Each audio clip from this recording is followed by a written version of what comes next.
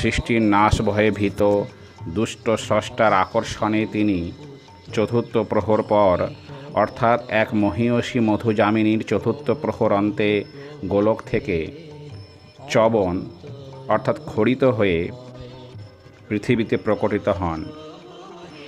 মহাকায় ধুলায় লুটাই। স্বয়ং উদ্ধারণ চন্দ্রের এই অবতরণই হলো চন্দ্রপাত। প্রভু বলেছেন, চন্দ্রপাত হলো রে।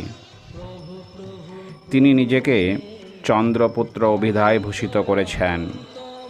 রসময় চন্দ্রের সুধা অবলম্বনে বা তারই রসাশ্রয়ী হয়ে বন্ধুভাবের একমাত্র কারক চন্দ্রের ন্যায় বন্ধুভাবমণ্ডিত হয়ে এবং চন্দ্রপুত্র বুধের বুদ্ধি জ্ঞান ও বালকত্ব অবলম্বনে শৈশবধর্মী হয়ে বন্ধু সুন্দর প্রকটিত হয়েছেন।